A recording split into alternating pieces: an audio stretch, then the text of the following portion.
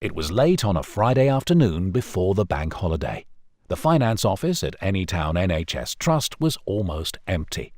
Aisha was sitting at her desk finishing off a few things when she received an email. It looked to be from ABC Construction, a supplier for the hospital. ABC were informing the trust that their bank details have changed from today's date and supplied new bank details. Aisha thought it slightly odd, but the email had the supplier's logo and branding, and it seemed legitimate. She opened the finance system to get this company's bank details amended, but then she stopped to think for a moment. ABC Construction is definitely one of our suppliers, but how can I be sure this email is genuine? What if it's someone trying to scam us? Aisha pulled up a recent alert the finance team received from the NHS CFA and her organisation's local counter-fraud specialist. The alert reminded them to always check requests for changes to supplier details by using established contact details. Aisha looked through her contact book and called ABC Construction. She spoke to the finance supervisor, who confirmed that no one at ABC Construction had emailed any of their clients about their bank account details, which in fact hadn't changed at all.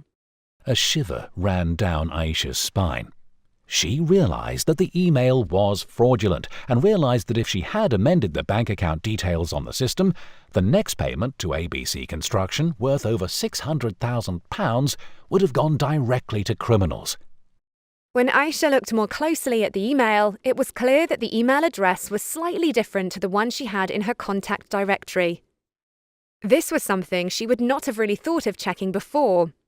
She told her supervisor about what had happened to ensure that all staff were vigilant about all future requests.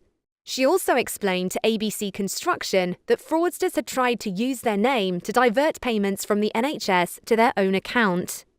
The first step to prevent fraud is to stop and think. If something doesn't look or sound right, take a moment and double-check if you're not sure. This will help protect yourself from fraud, and it will also help you protect the NHS. For more fraud prevention advice, please check the NHS CFA website at www.cfa.nhs.uk.